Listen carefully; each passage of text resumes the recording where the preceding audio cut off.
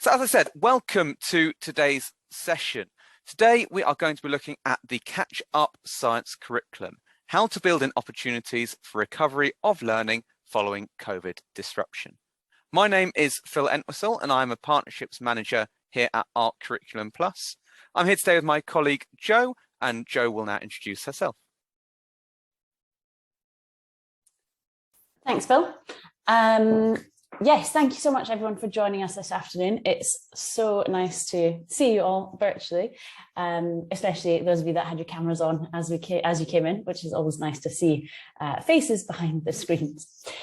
So the aim of today's webinar is to just really think about how we can build in opportunities in our curriculum to really support our students to recover some of this lost learning. So their main objectives for today are to review some of the key barriers that are facing our students as a result of all this interrupted learning, as well as think about how we can actually adapt our curriculum design to address some of these barriers. So hopefully it won't just be highlighting all the problems, it will be a little bit of solution sharing as well. So by the end of today's session, ideally you'll have thought about how you can use your curriculum to plan for explicitly catching students up. You'll have a strategy to try over the next term to try and accelerate student progress, and you'll have a strategy that you can use over the next week, hopefully to accelerate students' progress. One of the key points that we'll come back to again and again in today's session is that a good curriculum is a curriculum that allows students to make a lot of progress. So planning for a catch-up curriculum is really just planning a good curriculum. So the first thing that we're going to look at is the scale of the problem.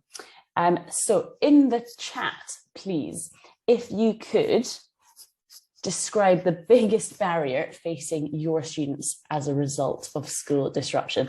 I know it's difficult to just choose one, but in the chat, if you could start typing the biggest barrier facing your students. We've got a couple of comments coming in already. Confidence, yeah, definitely, I can imagine that. It's actually very difficult to measure the specific gap in science. Science has always traditionally been quite difficult to measure months lost of progress or make measurements of months progress in science. And as a result of COVID, that has become even harder. The first couple of studies coming out of the USA and Netherlands are giving us a bit of a 5 months lost progress on average per year, which is obviously massive. And we know that our most disadvantaged students are going to have been hit hardest. And there was a gap already, and now that gap is just getting bigger, or has got bigger and bigger. Massive knowledge gulfs, practical skills, knowledge, attendance, subject knowledge, practical skills, linking ideas. Yeah, I mean, a lot of practical skills coming up, a lot of confidence, engagement. So from our schools, the schools that we work with currently, yeah, basically the same thing. We've got a lot of students struggling with literacy just because they're so out of practice of it. Practical skills, we haven't done practicals in 2 years. Some of us still aren't even back in labs. Maths skills, conceptual understanding, so actually retaining any of that science knowledge, retention of knowledge and linking knowledge together. There's a lot of issues there.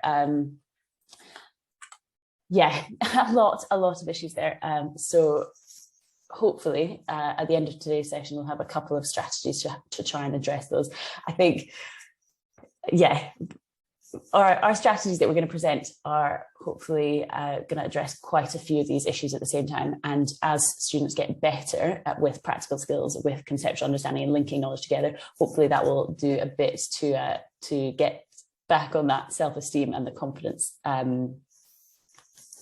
improve their confidence. So quite a number of schools that we work with have done, and I'm not sure if this is the case with our audience here, a lot of schools have been doing like a whole gap assessment. So when students came back, they did like a whole big test of everything that they should have been learning over COVID. And what that presents is a picture of everything that students don't know and everything that students can't do, which is slightly terrifying. And great that we have all this data and that we know where all these gaps are, but that's really, really overwhelming. And presented like that, it makes a huge amount of work for teachers. And in our experience over the last couple of years, that has not been the most effective way of using that information. So we've got huge gaps for students. We've also got a huge issue. We've got huge barriers facing our teachers. We know that we've had huge staff absence, even over the last couple of weeks has been maybe worse than we've seen it at any point during the pandemic. We've got staff absence, we've got loads of cover lessons happening, we've got huge periods of disrupted learning, of classes being sent home, bubbles bursting, trying to do hybrid learning. We've got trainees that haven't done live lessons before. We've got trainees that have never done a practical before. We've got non-specialist teachers teaching. We've got teachers leaving the profession. So we don't want to make any more work for teachers. We want to get them to use that precious time as effectively as possible, and really just go by the mantra, work smarter, not harder, that we always try and share with our students as well. So yeah, that is a bit of the scale of the problem. Obviously, we've got a mountain to climb, and it is quite terrifying. But teachers are still so inspirational in that they want to do the very best for their students. So we want to make sure that we are giving them as much help as we can.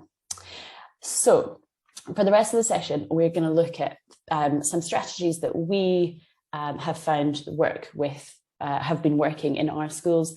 This is sort of a balance between research informed, what should work in theory, and what is actually working in our classrooms. It comes with a bit of a caveat that obviously we are still in the middle of COVID. With putting data on it, it's quite difficult to measure baselines and actually put quantitative figures on it. But in terms of qualitative reporting, these are some of the strategies that are working for our schools, and so hopefully some things that you'll find useful. So even before COVID started, science education for too many students was reviewed to be a fragmented collection of facts and theories with little relevance to students' lives. And as a result of COVID, this fragmented collection is split up even further, and now it's a lesson on this, a lesson on that. Students have been there for different parts. So this fragmentation has got even bigger and even more of a problem. Our first strategy that we are going to think about just now is organising the science curriculum, the whole science curriculum, into these big ideas.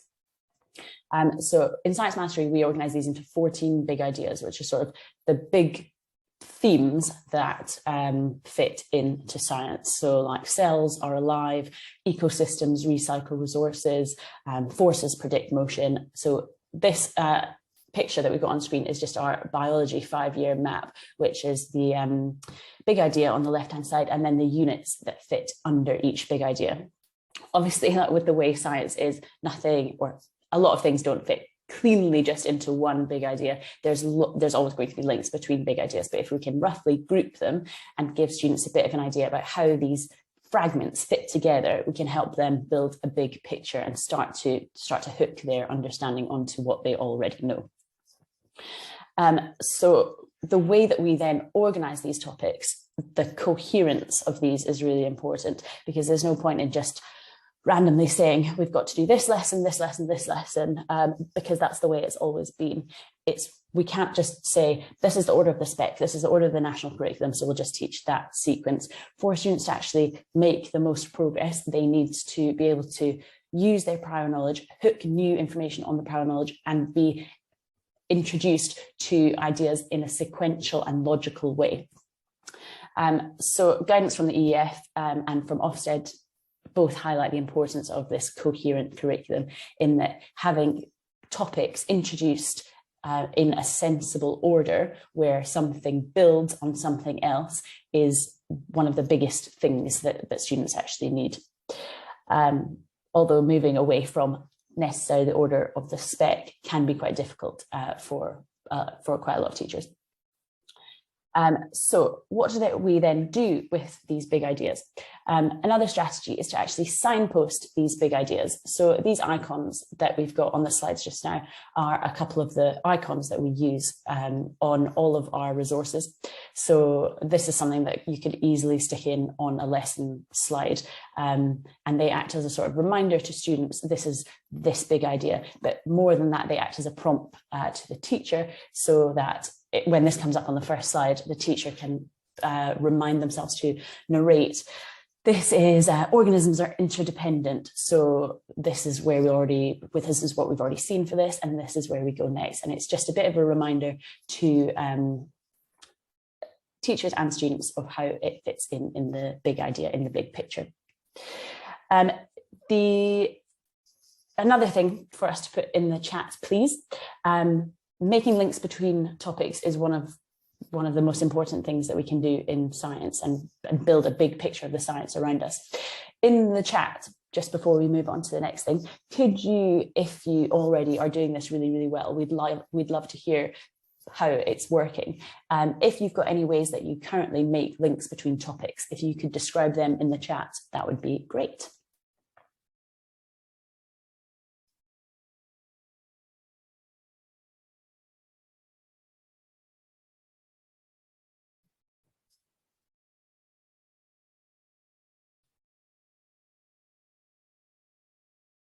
So mind maps, yeah, absolutely love that for a revision. And big ideas really build nicely into a mind map.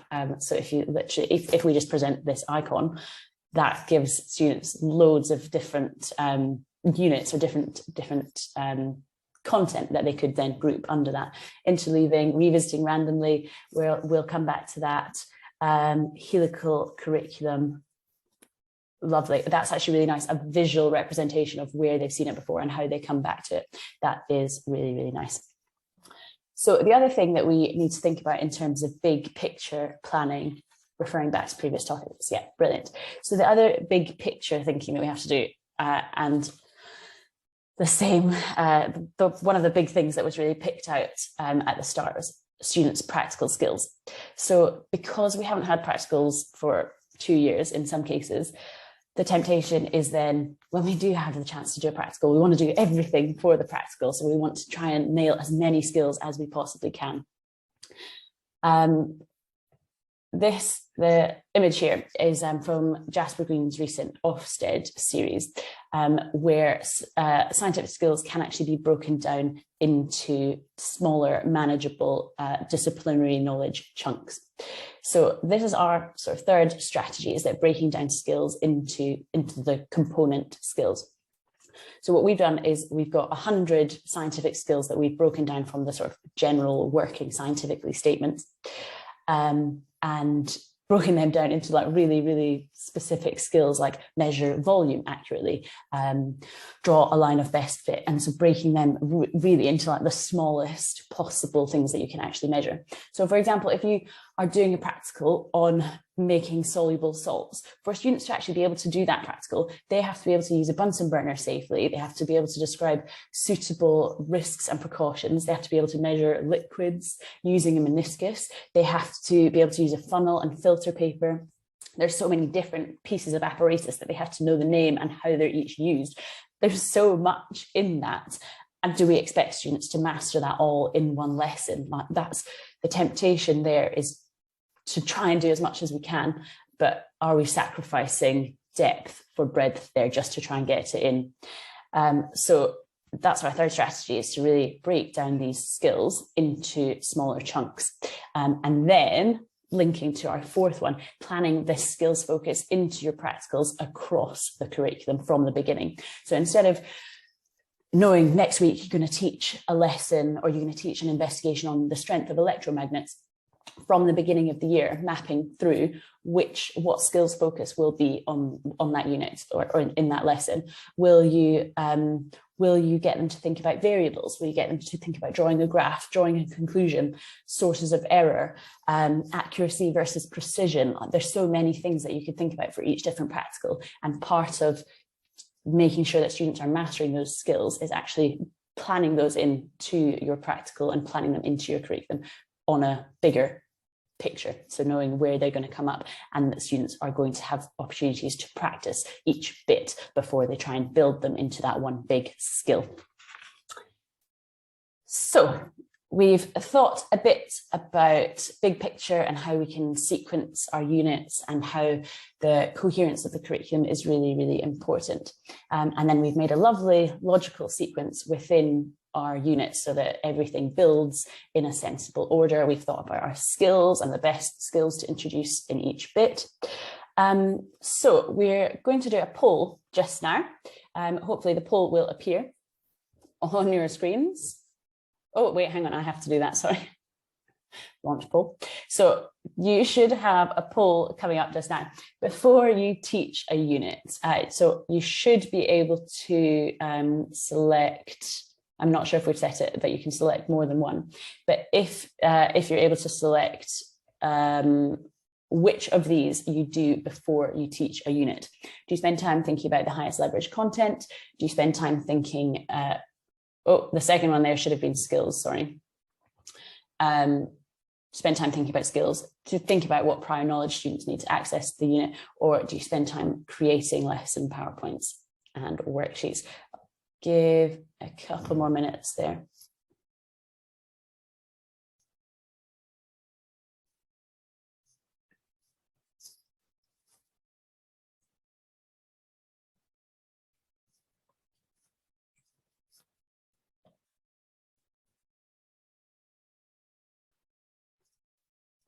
Okay, we've got 80% of participants answered that now, so that's great.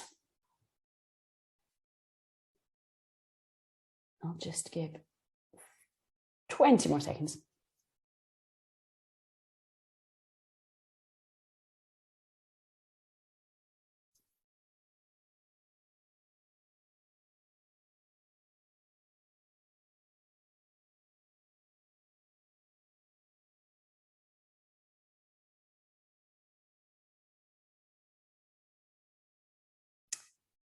Okie dokes, we will stop there. So hopefully you can see the results of that poll. But the biggest thing coming up there is that, which is actually really reassuring to see, is that teachers are spending a lot of time thinking about the prior knowledge that students need in order to access that unit. We've still got quite a lot of teachers creating lesson PowerPoints and worksheets, and we really want to make sure that teachers are able to use their time for the things that make the biggest difference. So thinking about the best way of delivering content rather than actually creating resources from scratch. So where we said earlier that some schools have, oh, sorry, I didn't actually share the results. I'll do that again. Hopefully you can see that.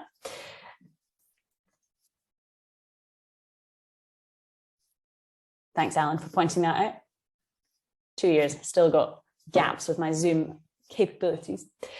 So this is where we can use our sort of gap assessment to the most effectively. So this comes into our next strategy, which is diagnosing gaps at the right time.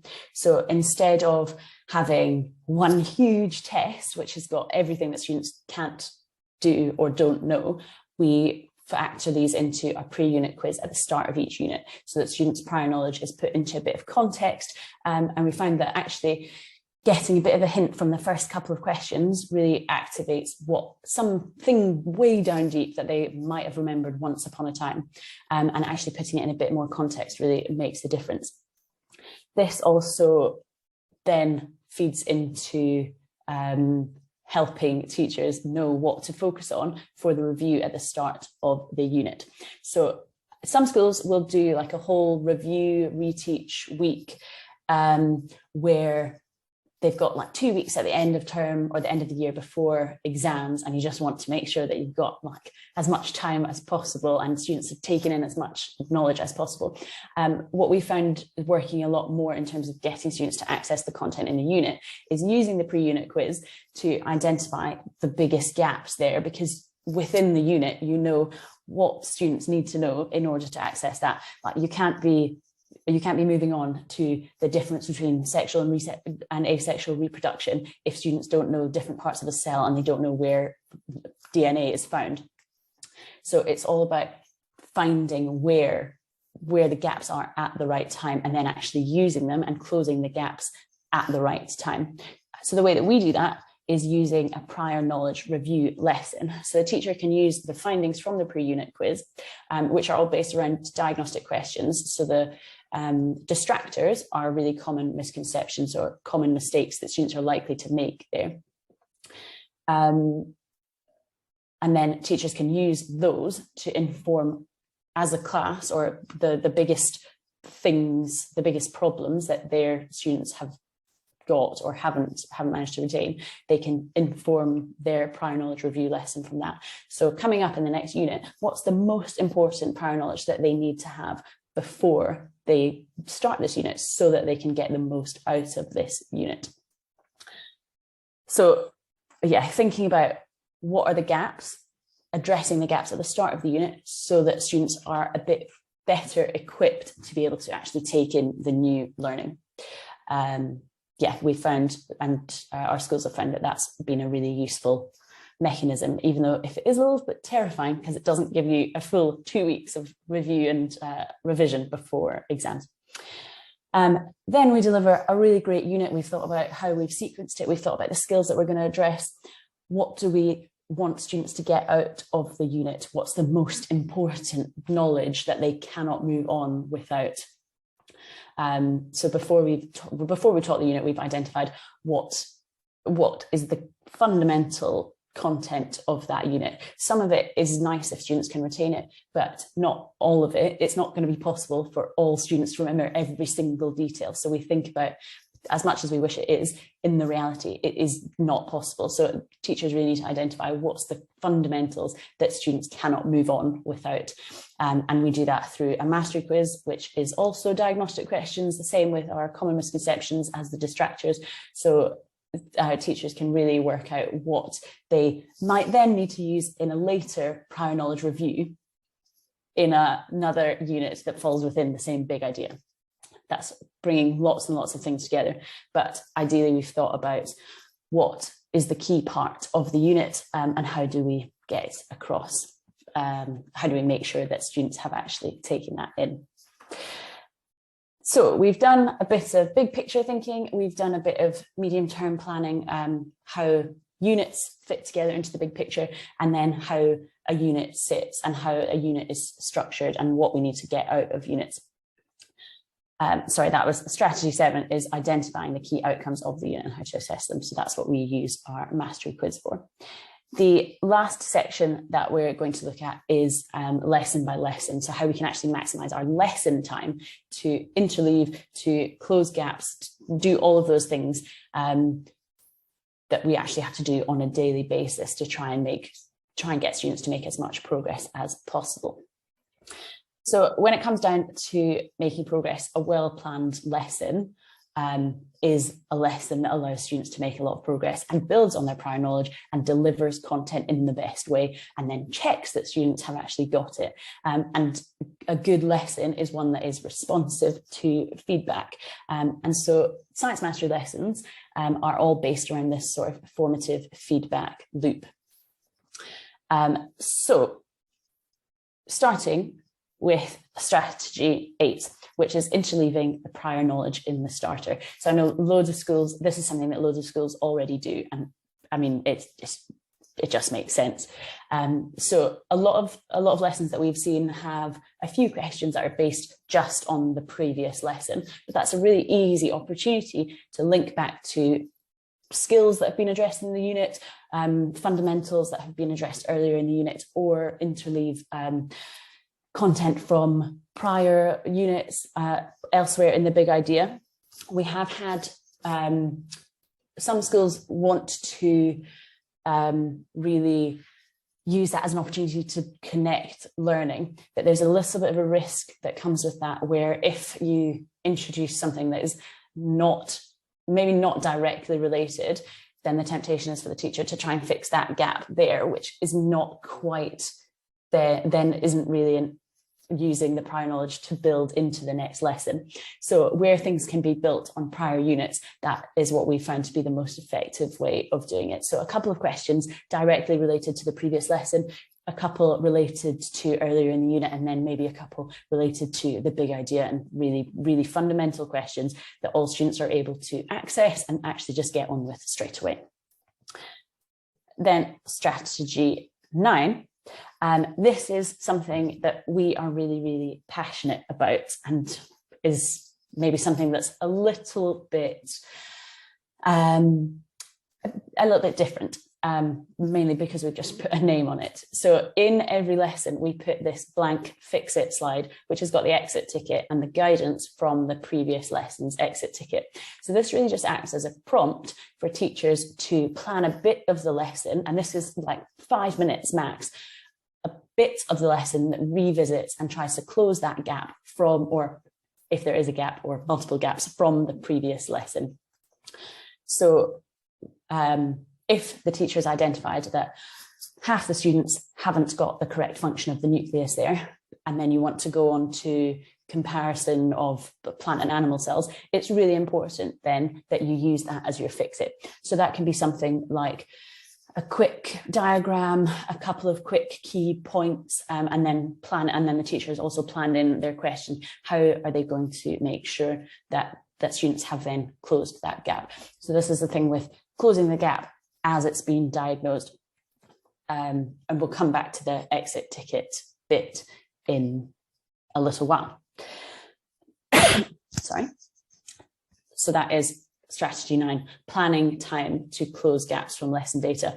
And that can be some teachers that are still really developing, where it feels like there's so much content that students need to get through within every lesson, just because of how much content there is in science. Giving a couple of minutes to something that they, in theory, have already taught can seem quite scary. But if it's something that students really need before they can move on to the next thing, if it's done quickly and if it's done really well, it is a really effective way of closing gaps at the time. Yeah, that was that one. So then the next bit is probably the most important. Actually, every part of the lesson is the most important. The sort of most traditional part of the lesson is the new introduction. So, or the exposition or the introduction of new content. So effective delivery of content makes a huge difference. What we have got currently is a suggested script in our introduction section. And while that is useful, particularly for early career teachers and sort of non-specialist teachers, because you learn how to do a good exposition from seeing other teachers do it. And our trainee teachers and non-specialists have really lacked that over the last couple of years. So it's a little bit of guidance there. But we have that there, but in other schools we would recommend actually scripting out your exposition, which is not the same as putting the information that you want to get across on the slide, because you won't read everything that's on the slide. There will be questions that you want to ask, there'll be models that you want to use, maybe there's a demonstration that you want to do. So actually scripting out, I'm going to introduce this, I'm going to ask this person that question, I'm going to use this model, I'm going to take a consensus there, I'm going to give students a bit of an opportunity to discuss their ideas. Actually planning that out really makes teachers engage with, is that the best way to use it? Is that the best analogy? Can I think of a different model? How will I know that has worked? And so actually spending a bit of their planning time scripting that exposition, we've found has made a real difference to successful lessons. Then moving on from there is I think this actually is my favorite part of the lesson, is our exit tickets. So a lot of lessons that we've seen, and a lot of lessons nationally, will have an exit ticket or will have some sort of plenary, which is great because you want to know how much your students have actually taken from your lesson, or that they've got the key ideas or they've got the key skills.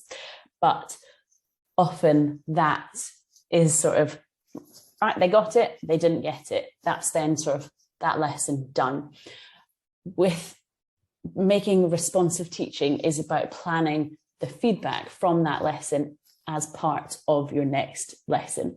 So using the key information from the exit ticket, planning that into what do students get, what do students not get, using that then in the fix it of the next lesson means that we're actually using that data, we're responding to that data and closing the gaps as we come across them.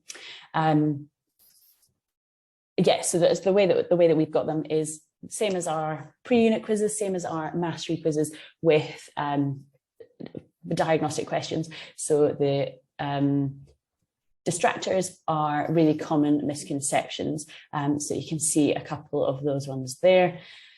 Yeah, and then our guidance gives a bit of suggested fix it guidance. So then on the fix it of the next one, of the next lesson, teachers have got that guidance to come back to. So if some members of the class haven't understood the definition of a species, using a quick this is a quick example versus a non-example might be a really good way to do that as the fix it in the next lesson.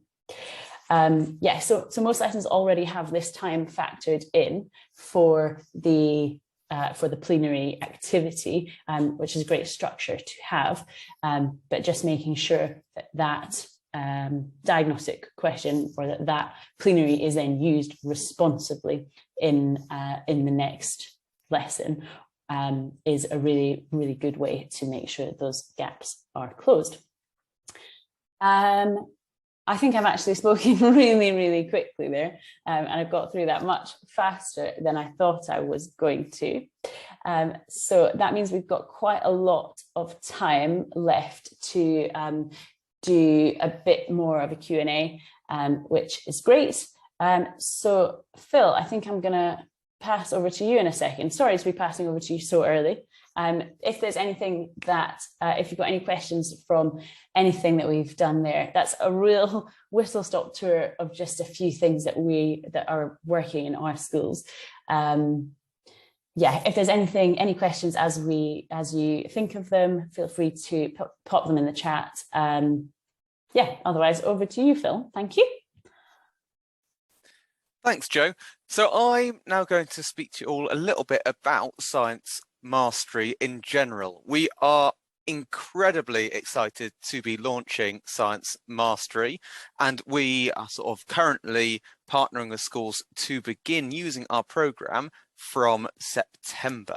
So Science Mastery is a complete curriculum program. What that means is if you partner with Science Mastery, you get a fully resourced mastery curriculum. So everything that Joe has used to sort of exemplify all of these great strategies that you can implement into your classroom has been taken from our fully resourced curriculum.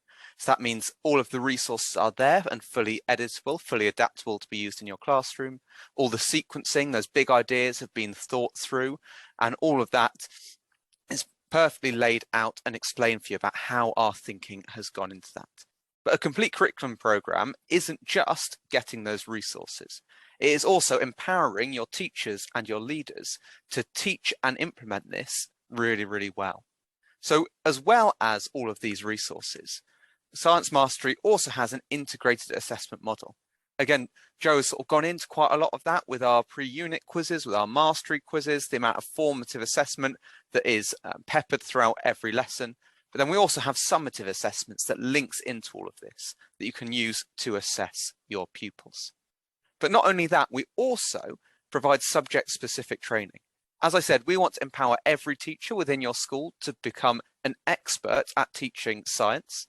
We also want to empower your leaders in your school to take ownership of this curriculum, really make it your own, and start to lead that professional development of all science staff within the school.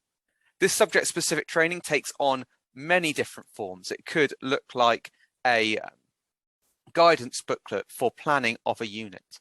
It could look like some guidance on how we can co-plan, how we can structure our thoughts as a team to do this as well as possible. It could look like a member of our development team, so one of our experienced science leaders coming into your school and performing learning walks with you and helping with coaching in the moment. We want to make sure that all of your staff are really developing throughout their time using Science Mastery. On that term of development, we want to make sure that the implementation of this with every school we partner with is done as effectively and efficiently as possible. So we have three main aims. First, to empower all teachers. Second, to prioritize high impact changes. And third, to implement our program with ease. So we can break this down into three key steps. First, we can launch. So this is where we empower teachers and leaders with that subject knowledge, with that pedagogy, so they understand what is happening. They understand why we do things the way we do. They understand how to implement all of the program. Next, we move on to a development stage.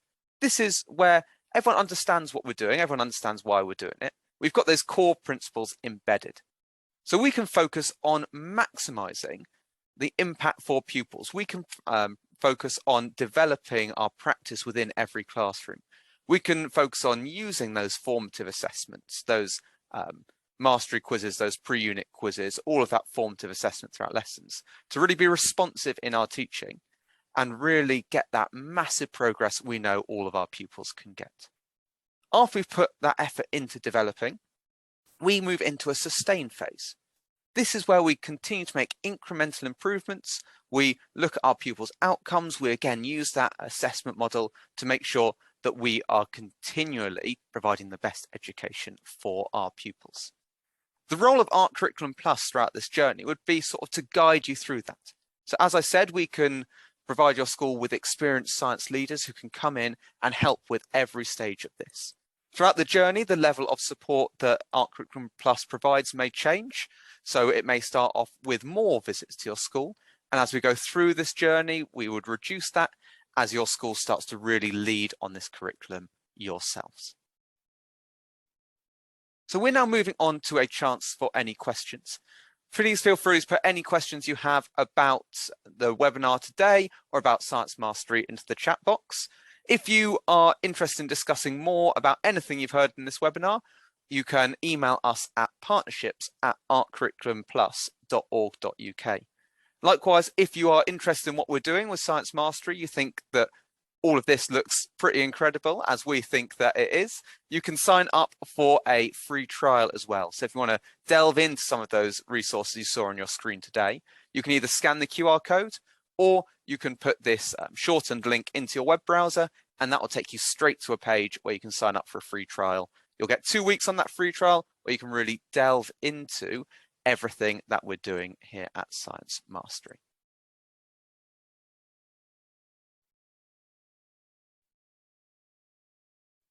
Okay, so we're getting to some questions coming into the chat here. Let me just make sure that I'm getting to the first one so that we don't miss anyone out.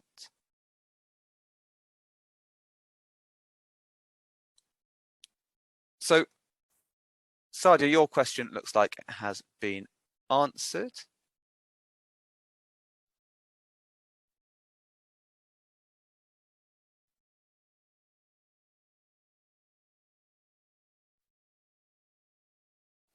So the first question that hasn't been answered in the chat is, do you have any example schools where you've trialed these materials already and have shown measurable improvement? Joe, I'll take this one to begin with, and then feel free to sort of add in anything that you'd like to. So we've been in the pilot stage of Science Mastery for a few years now. So we started off with just the Ark schools because we've got a very close relationship with Ark schools.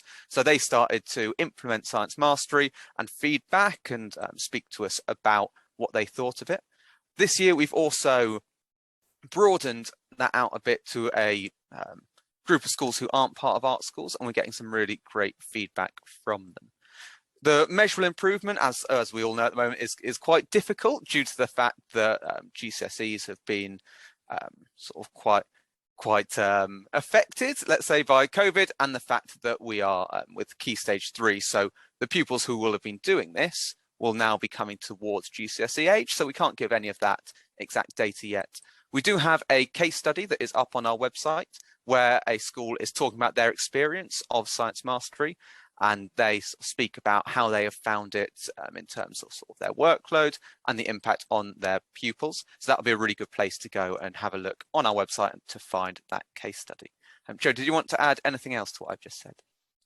No, I think you pretty much covered it there. We've got, so a few of the schools, it is really difficult because they're Key Stage 3 and because of COVID. So it's like our differences caused by the program, our differences caused by like any number of factors. So if we were to present any data, there'd be so many different caveats in it that it would be really difficult to actually present that in terms of data.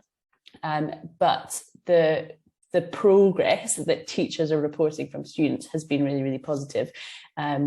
So I'm afraid that doesn't really answer your question in terms of measurable, like quantitative, but we are also expecting to do a GL assessment at some point over the next few months, compared to a baseline, which was a few years ago. Again, it will have a whole bunch of caveats with it, but the measurable impact is in the process of being measured. Great, thanks, Joe. And then we've got another one here from Ben. Ben asks, are the summative assessments made by us, or are they based on something, for example, an exam board? They are all written by us. They are roughly based around like traditional like exam style questions and sort of demands, but they're all written by us. Great, thanks, Joe. I think so far all the other questions have been captured in the chat. If I've missed one and you put a question in there and it hasn't been answered, please feel free to unmute and let me know, or you can put it in again. Oh, and Liz, who is a member of our team, has also just highlighted in the chat that we're currently working with Exam Pro, sort of their AQA service, to create a science mastery version of Exam Pro using their questions, which would link in really nicely to what we do, and for all of you schools who currently use Exam Pro. The big advantage of that is that they'll be organized into big ideas. So when you want to do some revision or you want to plan your prior knowledge review, you'll be able to just they'll all be tagged under the big ideas, so you'll have all the questions that you could possibly want to ask in one place. So similar to how it is already tagged on Exam Pro, where you just search by like spec point or national curriculum point, but going a bit beyond like a tick box of the spec, we'll actually be able to search by theme and by big idea, which is a big leap forward.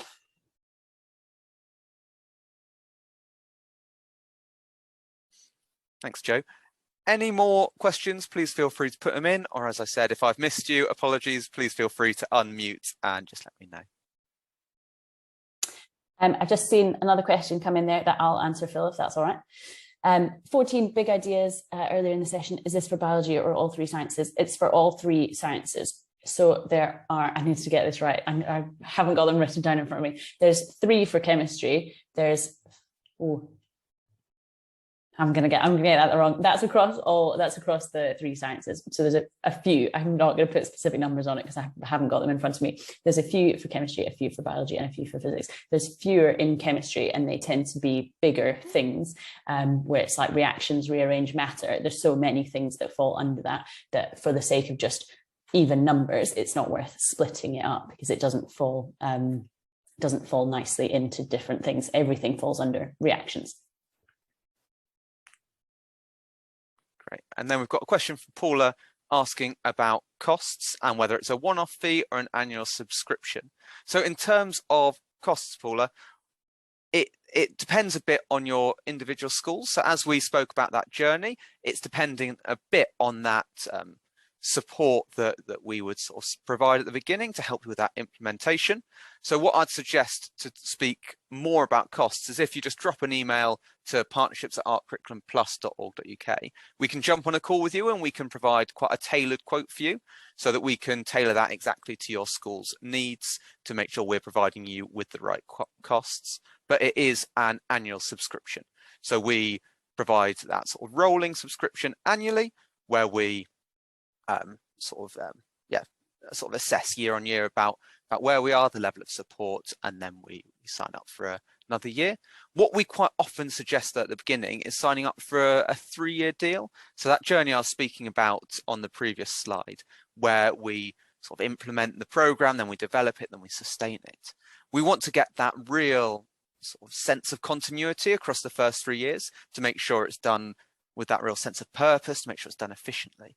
So if we sign up for that 3-year package, we make sure that we've got that continuity, we make sure we've got that plan of how to really implement this with maximum efficiency. But what we can do, as I said, if you drop an email to partnerships@arkcurriculumplus.org.uk, we'll get on a call with you. Anyone else who'd like to do this as well, we can get on a call. We can provide some tailored quotes individual to your schools. Can I just add there, Phil, sorry, I just saw the bit about written resources, and it's not something that we really had time to go into today, but a lot of schools are sort of singing the praises of booklets in terms of consistency for teaching. And it's not something that is probably our preferred way of teaching, but we have made student booklet versions of all of our resources. So there's a student booklet that goes along with each unit, and they are editable. So if you were to change parts of the lesson or change questions or whatever, you could change the booklets as well, so that they have the exposition written in really like pupil-friendly speak.